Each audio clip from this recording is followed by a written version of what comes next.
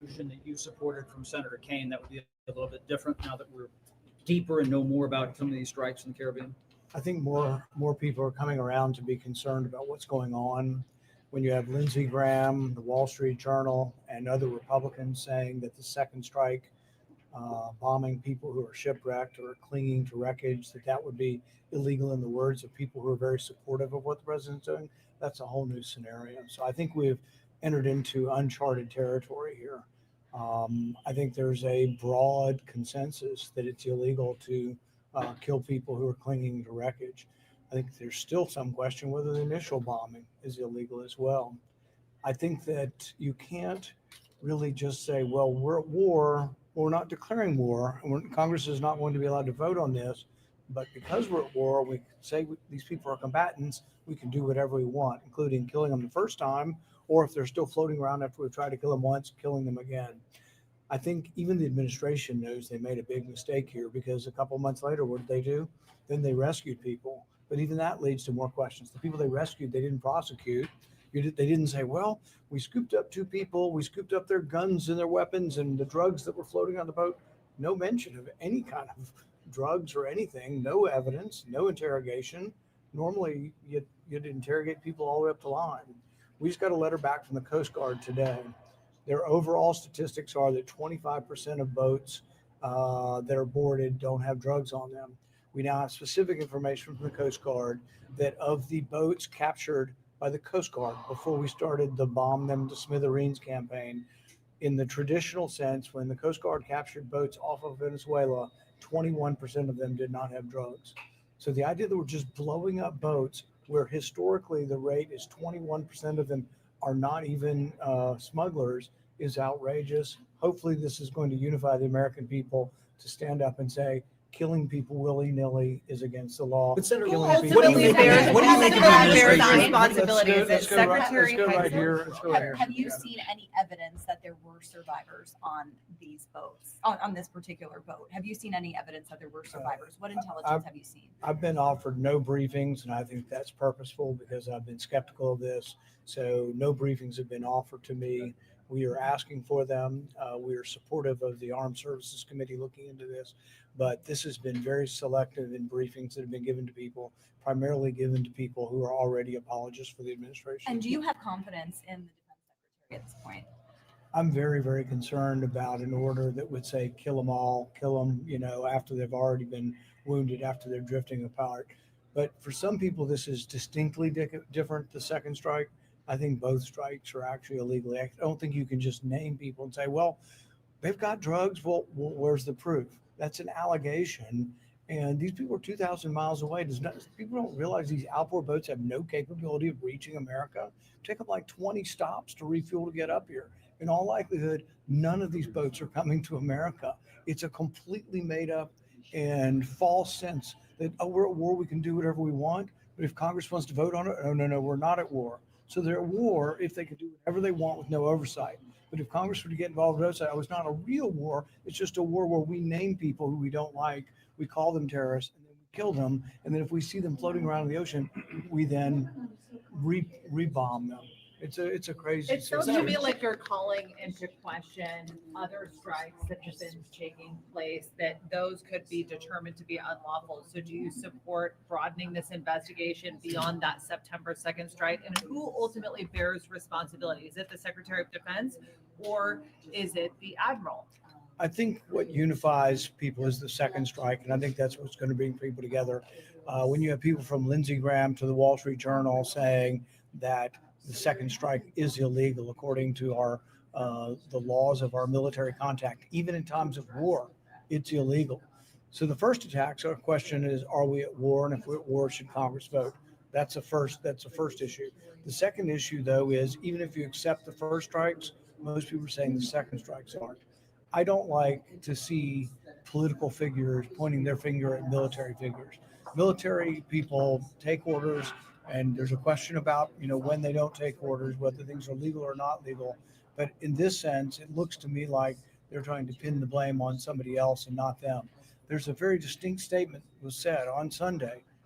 Secretary Hegseth said he had no knowledge of this and it did not happen. It was fake news. it didn't happen. And then the next day from the podium at the White House, they're saying it did happen. So either he was lying to us on Sunday or he's incompetent and didn't know it had happened. Do we think there's any chance that on Sunday, the Secretary of the Defense did not know there had been a second strike? So as a country, are we just going to let people lie to us to our face? We're going to let them kill people who they call enemies anytime in the world. We're going to let them, like when someone is stranded and holding on to the scraps of a boat, put a second bomb on them. I think it's outrageous and should be universally condemned. Senator, do you think the Democrats? Oh yeah, somebody's head is gonna roll. You know somebody's head is gonna roll on this bullshit because it's illegal. They know it's illegal. They trying to throw old boy under the bus, Bradley under the bus. Bradley saying, I ain't going. Y'all ain't finna throw me under the bus. Because if there's videotape of these people clinging to the side of the boat, wow. Has Trump been lying? Of course Trump been lying. Of course he knows what happened. Of course he knows. This is another thing I came up with. Check this out. That was the Republican, Rand Paul. These are the Epstein. These are pictures of the Epstein house.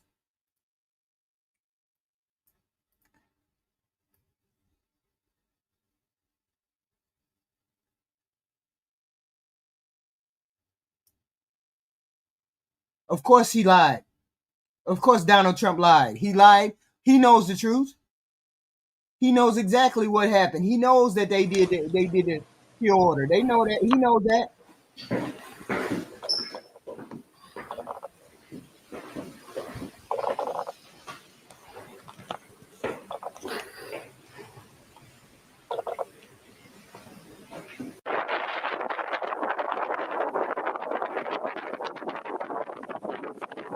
This is pictures of the Epstein Island. Epstein Islands and the houses. Footage of the Epstein Island.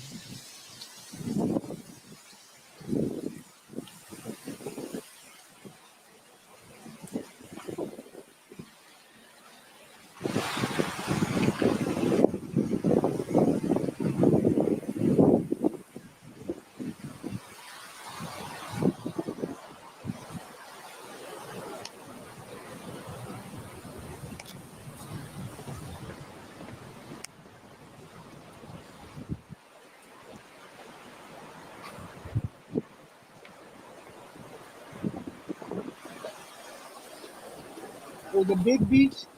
It was a gigantic place. So they showing the pictures of the Epstein's Island. So it is what it is. I guess this may have been released, I don't know, today or whatever, but the Republicans are in trouble.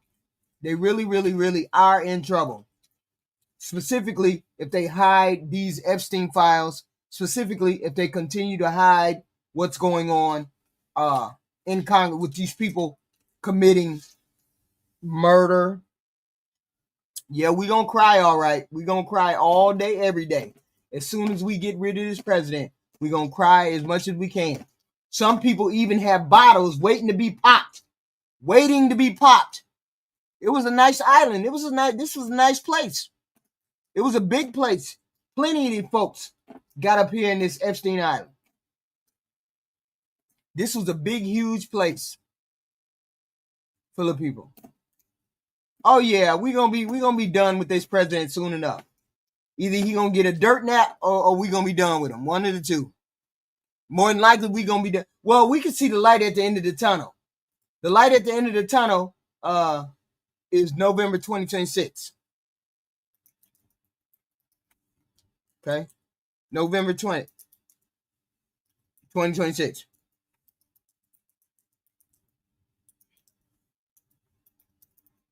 And this is his friend's house. Okay, so let's listen to this one guy.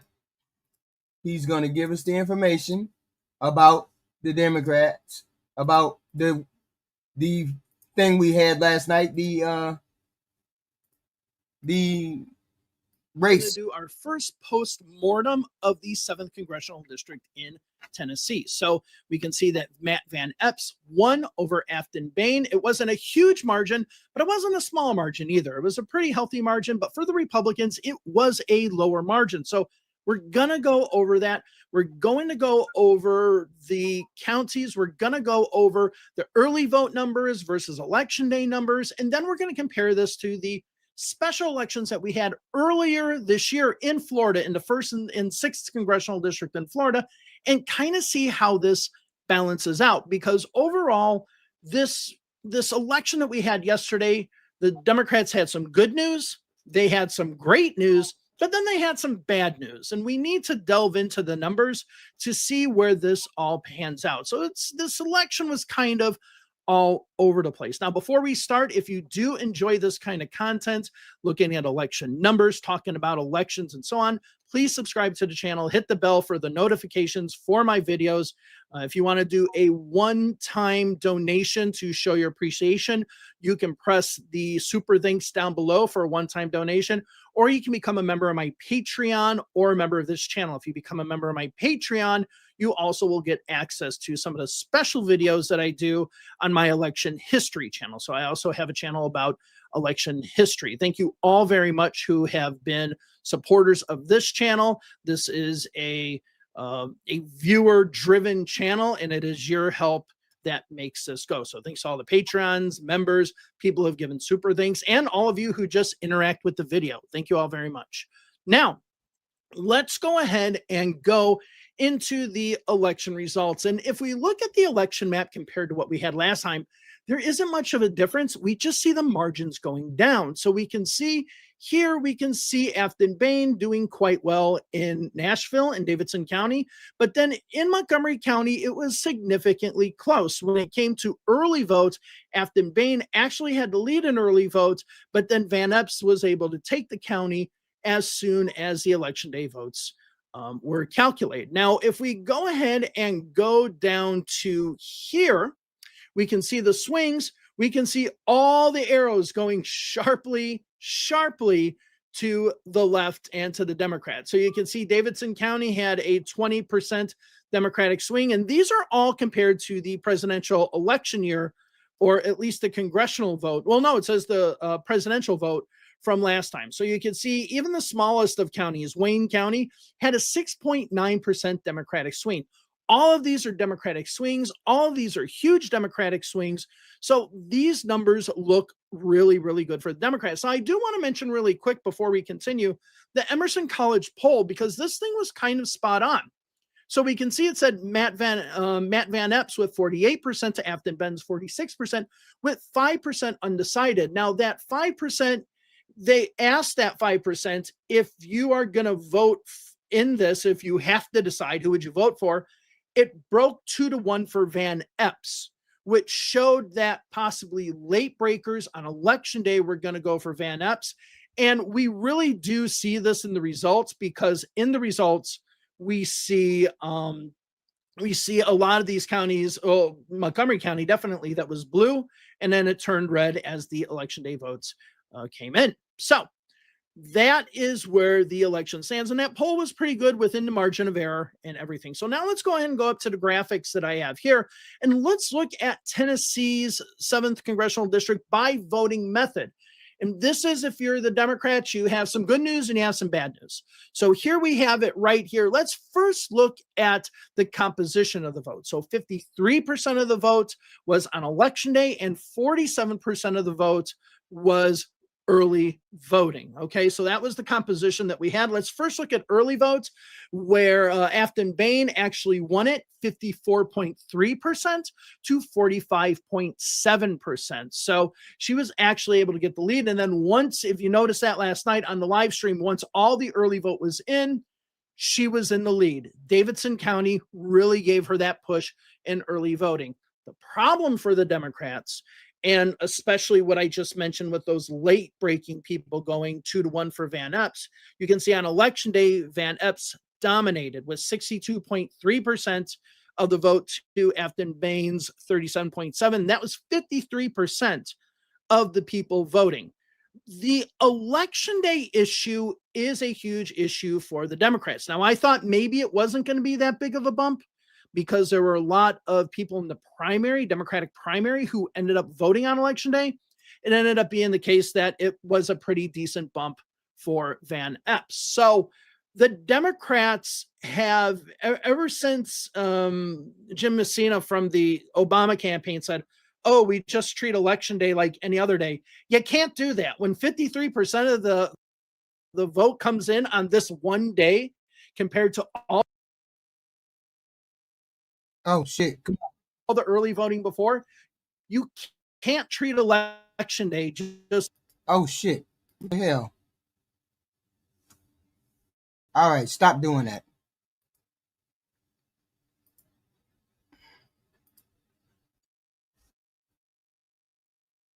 like, any other day. You have to treat it special.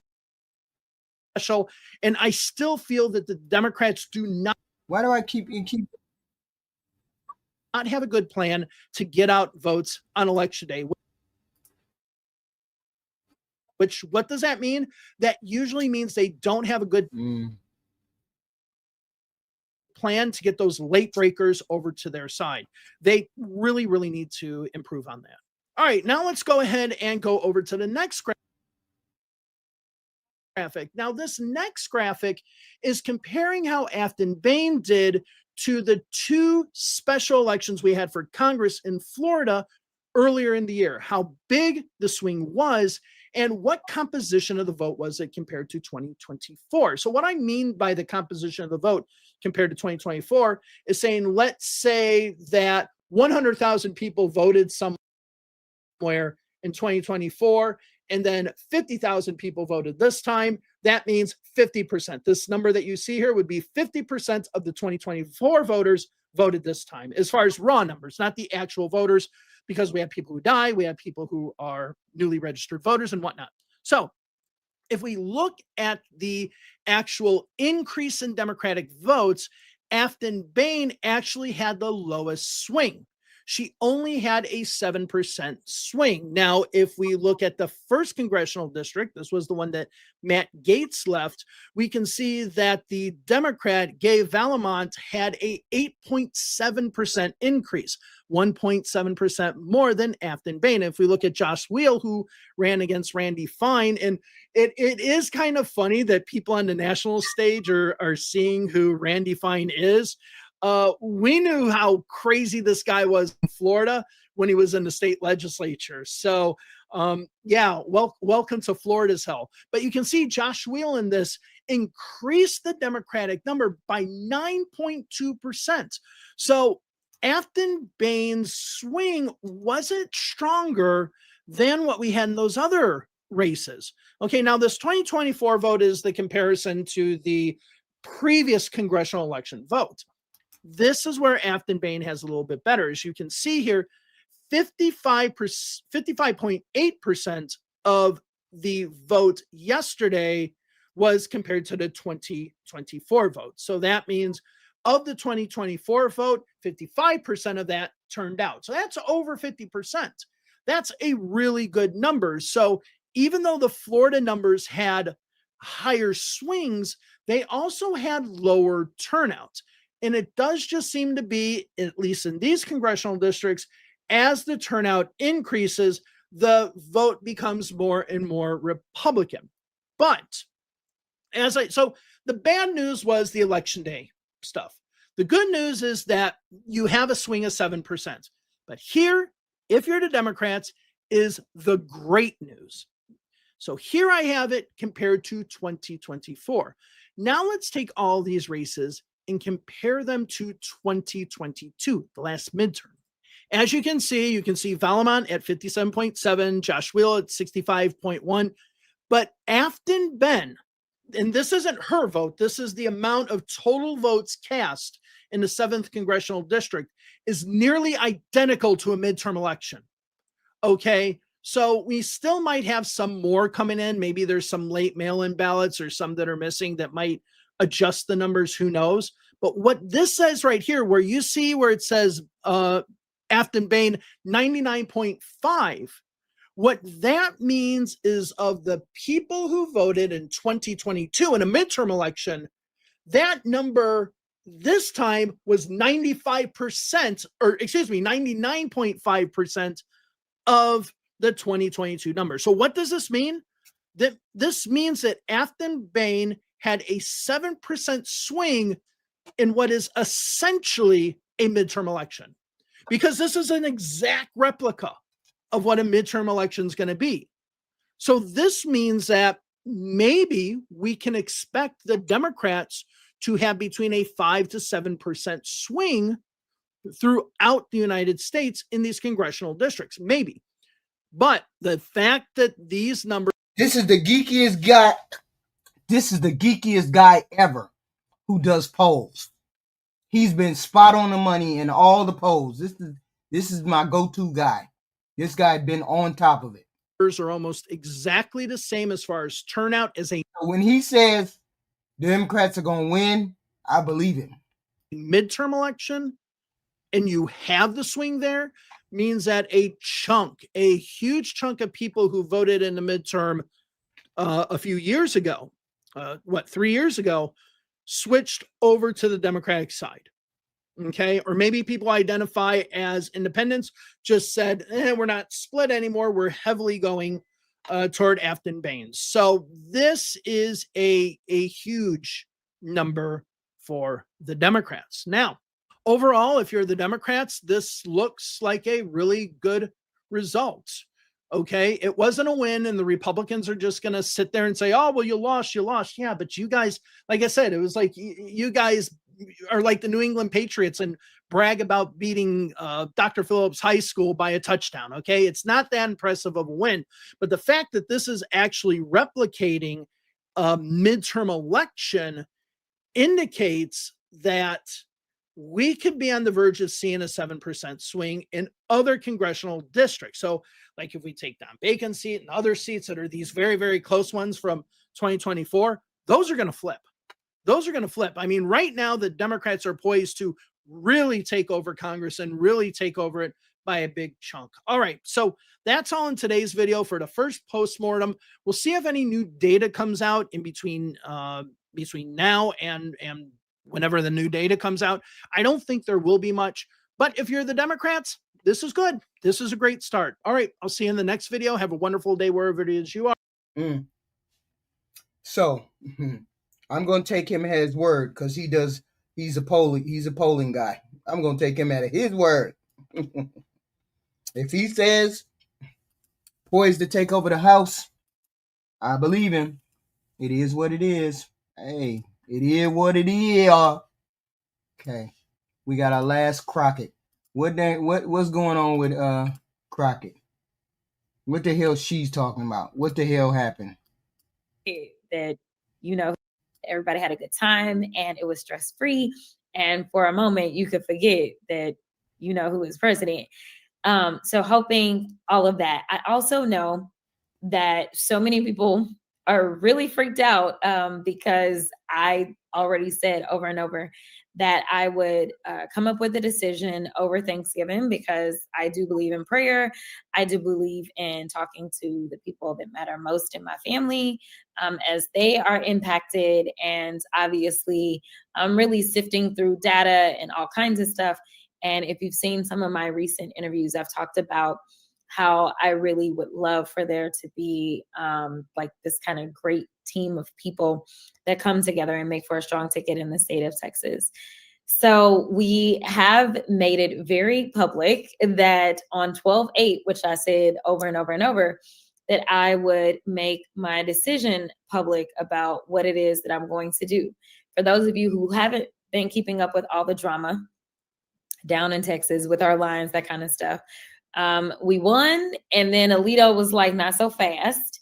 So the Supreme Court is supposed to make a decision anytime now about what these lines are going to look like. If it's going to be the lines that I currently have run in for the last 2 terms, or if they are going to be the very much racially gerrymandered lines as outlined in the 160-page opinion by a Trump appointee. Just saying. So we are going to hopefully get something from the Supreme Court soon, because again, that deadline to file, and no one knows where exactly they're supposed to run without actually being able to have something from the court about what the lines are going to be.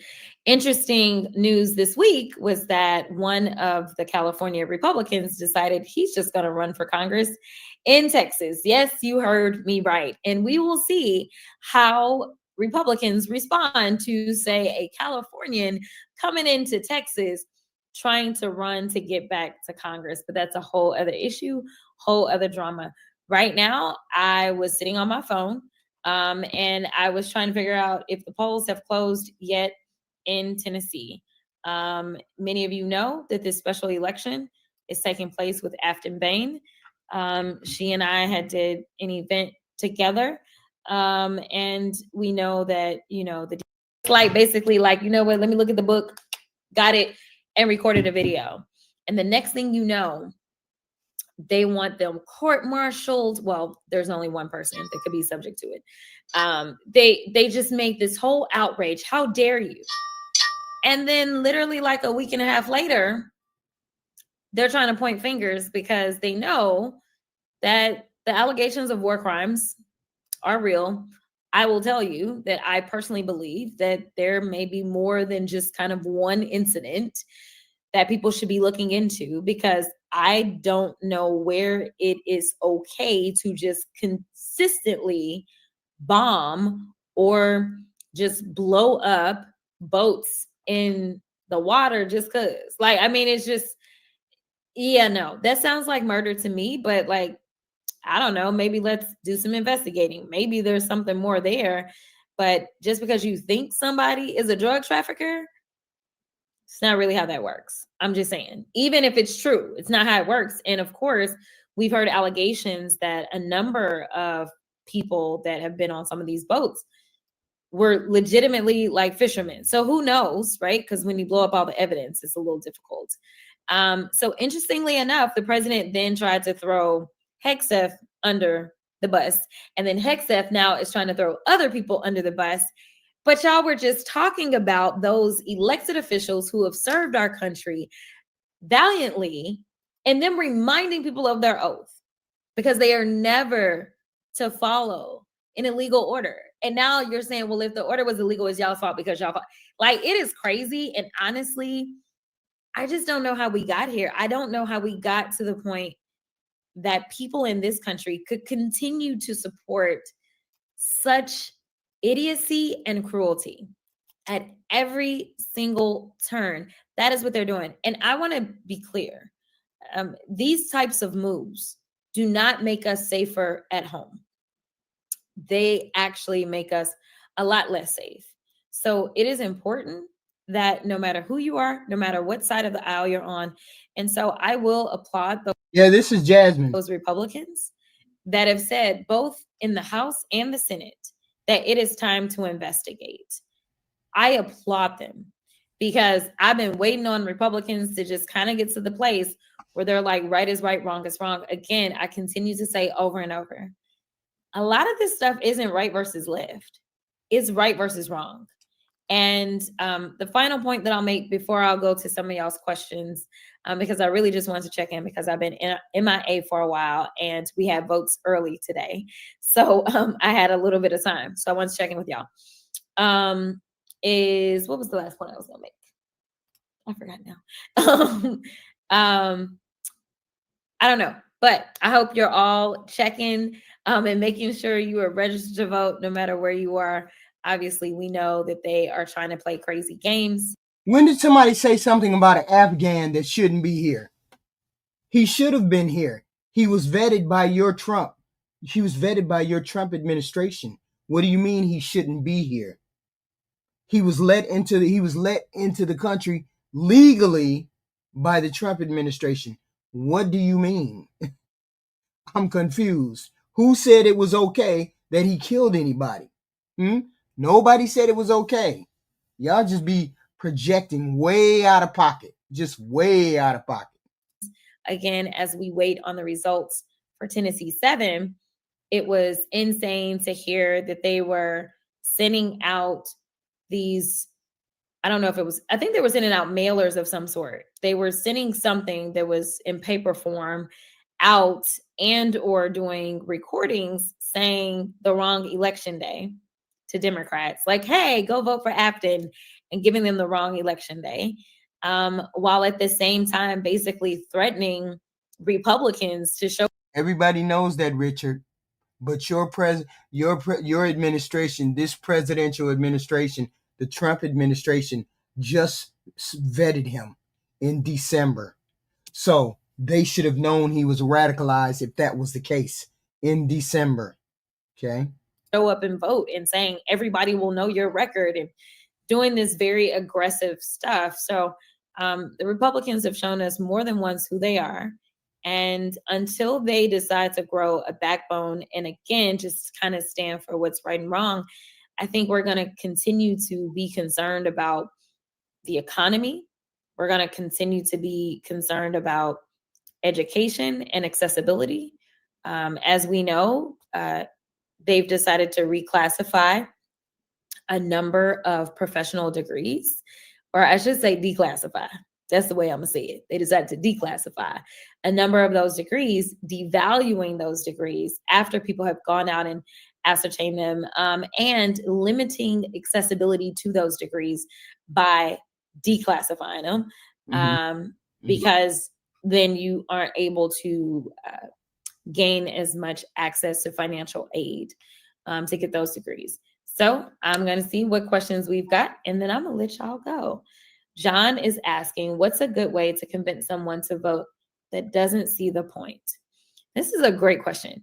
So I think, number one, you should always know your audience. For those of you that don't know, I was a business major with an emphasis in finance, but I immediately went into marketing while I was going through law school. And as a business major, we always had to take marketing classes. And so one of the things that they always told you is your first job is to determine who your audience is. So number one, find out why is it that this person doesn't believe in voting. Don't hate on Jasmine Crockett. Y'all just be hating because you don't like to hear the truth.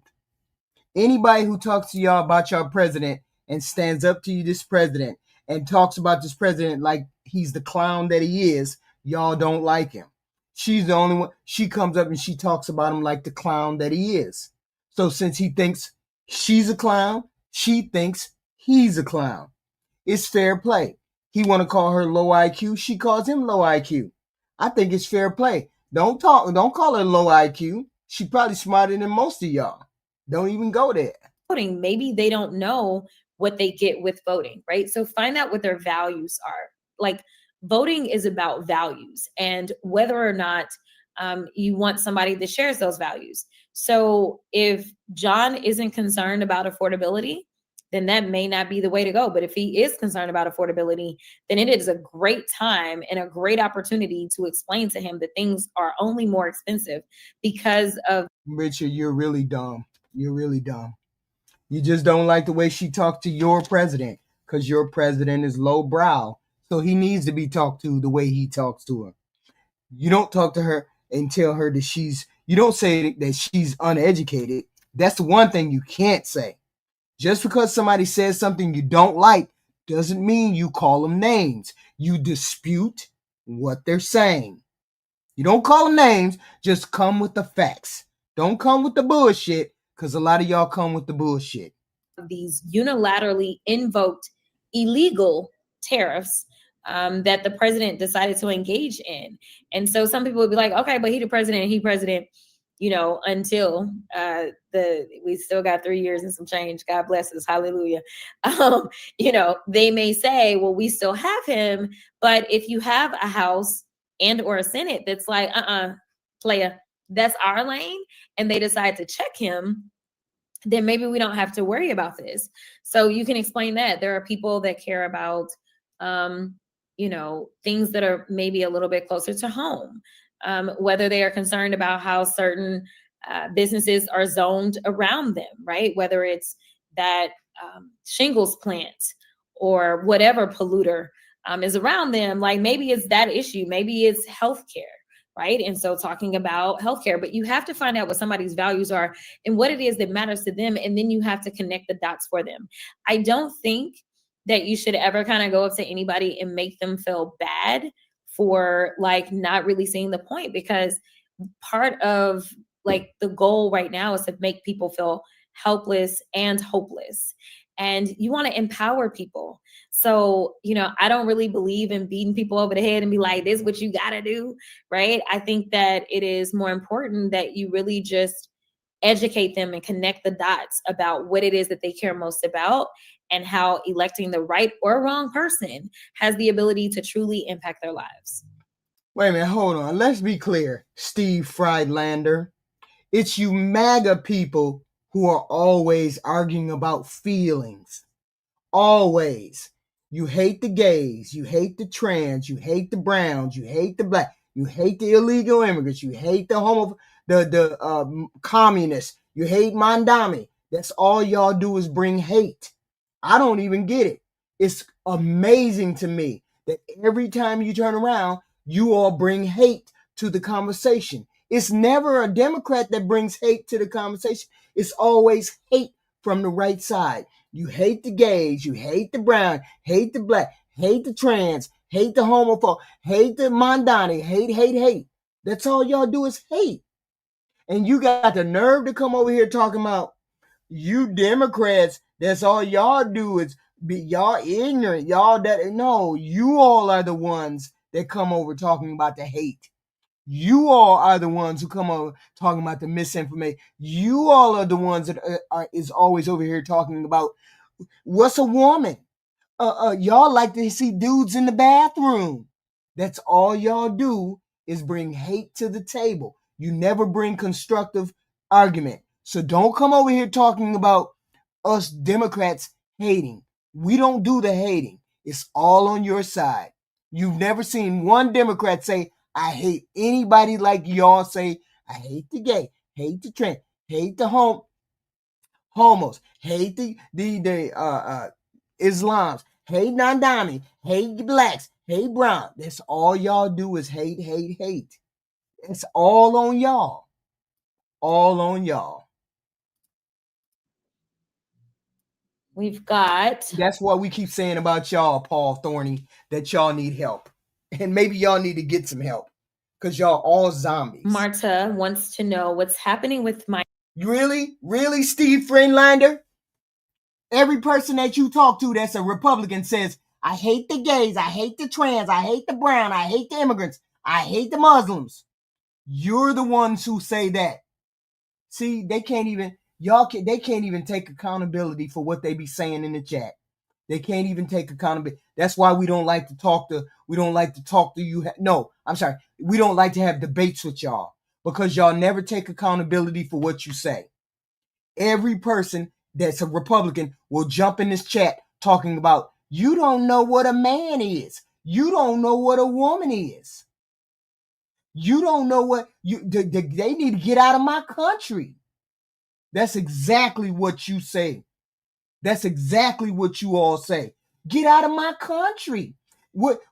There's the gay people in the bathroom. We don't like the trans. All y'all say that. All of y'all say that. That is hate, Steve Friedlander. That's hate. All of y'all say that. You don't never hear no Democrats say that. So stop lying about Democrats. My district. I have no idea, Marta. Child. Okay. So and quite frankly, there's nothing to debate when you talking about a girl in the bathroom, a dude in the bathroom. Every time you have go through some of my videos. That's all that all you MAGAs talk about. The gay, we don't like the gays. We don't like the trans. We don't want no men in the bathroom. We don't like you gay. We don't like X, Y, Z. We don't like Mandami. We don't like Muslims. We don't like Somalia. We don't like the brown people. We don't like the immigrants. All y'all say every day, all day. Don't come over here and try to gaslight us. Don't come over here and try to gaslight us about what you say. Y'all know what you say. All y'all MAGAs say the same thing. District was preserved in its current state per an order that was handed down where it was a 2-1 It's hate, Andreas. That's all it is. It's hate. majority in the 3-judge federal panel out of the El Paso court.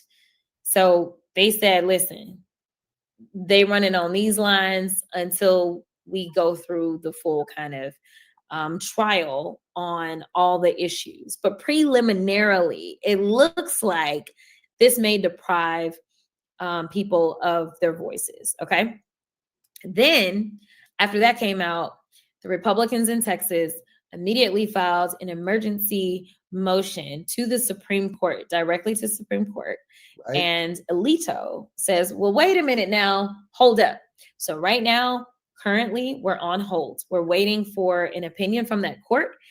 There were responsive briefs that were due. Those briefs were due not this Monday, but last Monday. So the court has had those responsive briefs filed along with what we call like friend of the court briefs. Those were also filed as of not this Monday that just passed, but the prior Monday. So we're waiting on the response from the gerrymandering, the illegal or sneaky gerrymandering that is going on with the Republicans, because they're trying to eliminate Democratic seats in Texas. So since they're trying to eliminate seats in Texas, they're going through with the bullshit map.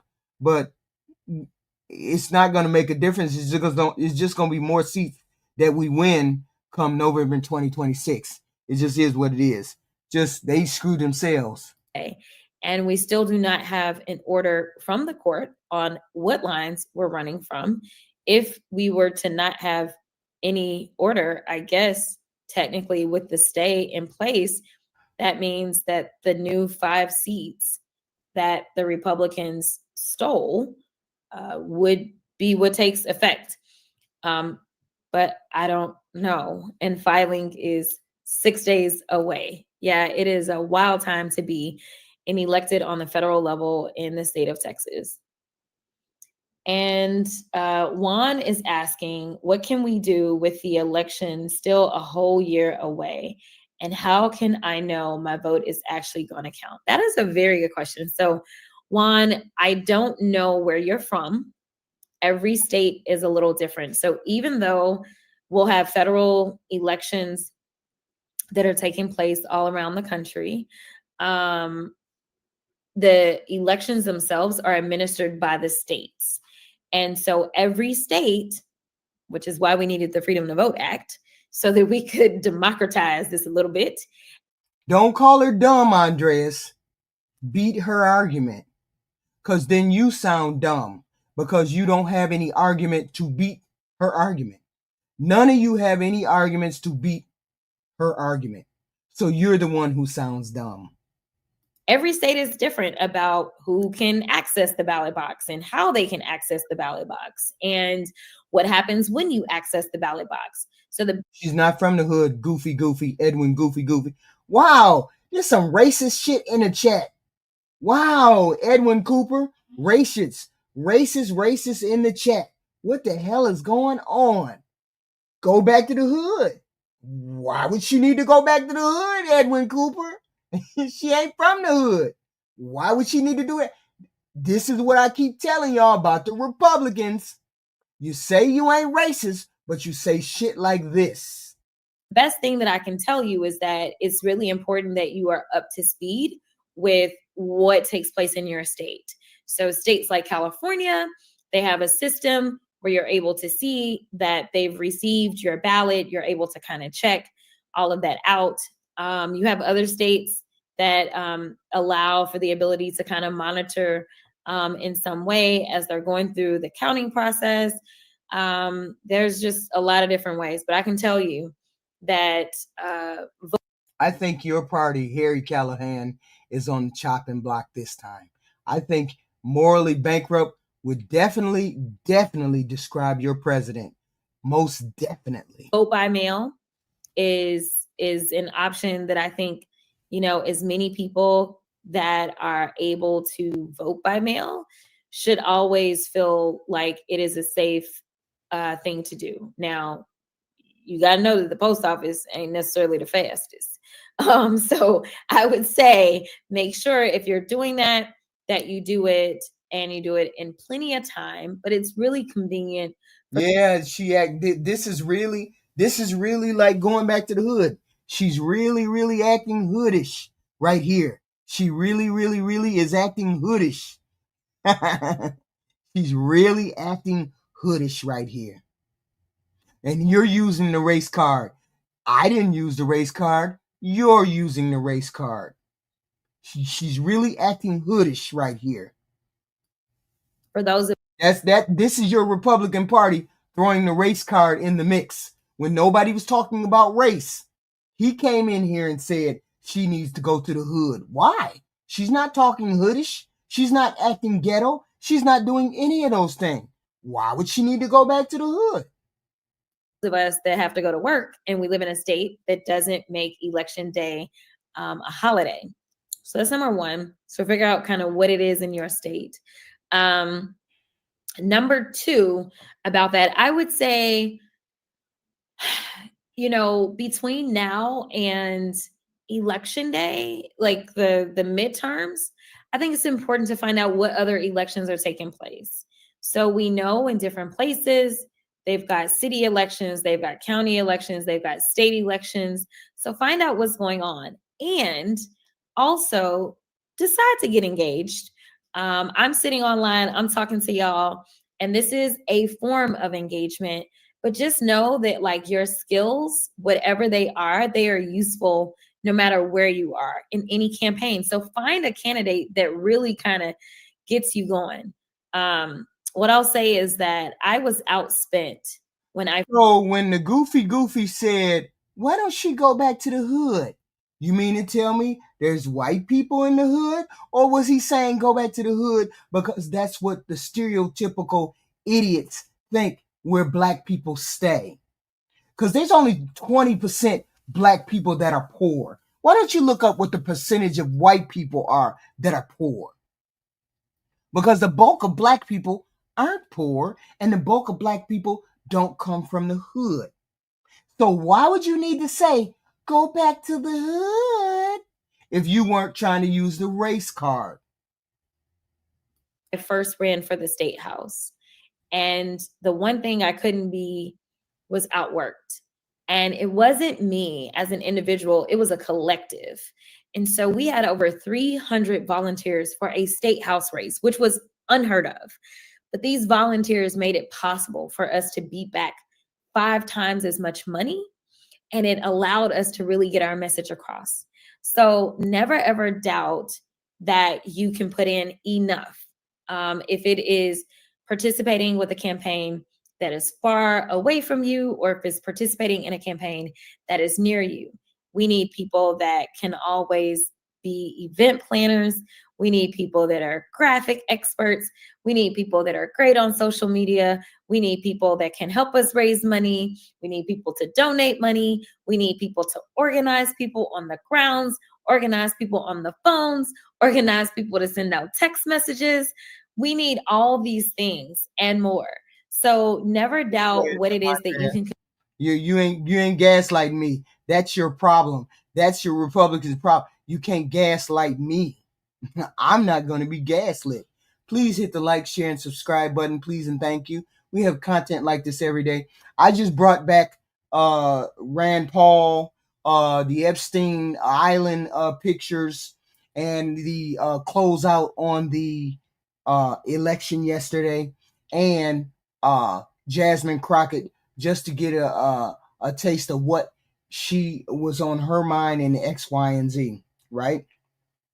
So we had no intention of doing another show after the first show, but this was just something that I popped out to do because I saw Rand Paul in an interview, and Rand Paul was saying that they committed murder. Okay, so it is what it is. We're not gonna what the heck is going on with the current administration, because the current administration is definitely in some trouble and some hot water. It is what it is, specifically Hegseth. But see, that's the problem when you have people who are incompetent. When you have people who are incompetent running the show, you have mistakes. And this Hegseth has been making mistakes ever since he got hired as the Department of Defense boss. So ever since he got hired, from the time that he did that robocall, I don't know what the hell it was. It was he let the war's plans out on a tweet or some garbage or something like that, talking to the whole military like he was their daddy, the whole nine. He's been making missteps since he got into office, since he got into that position. So when you have incompetent people running very important positions, this is what happens when you have those things. Okay? So they know that they messed up because they're trying to throw it on Bradley. They're trying to throw it on Bradley, and Bradley says, I have receipts. I don't know what y'all talking about, but I have receipts. So we're going to see what happens. I don't think anything is going to happen. I think Trump is going to make him resign. Trump is going to make him resign, and then he going to be out of there shamefully and gone. Because he never should have had the job in the first place. And the only reason why they confirmed it was because they all were afraid of Trump. Now Trump's approval rating is at 38%. His approval rating is way down. So since his approval rating is way down, some of the Republicans feel like they can get the hell out of there. They're going to quit. They're going to do whatever they got to do, but they're getting the hell out of there, and they're going to take Trump down. And that's Rand Paul. You see Rand Paul in front of a microphone? Rand Paul ain't letting it go. He's not letting it go. So we're going to see what happens as the weeks go ahead. We're going to see who is going to stand with the Constitution. We're going to see who stands with the Constitution or who stands with this very incompetent, radical Republican administration. But we will be back. We will be back.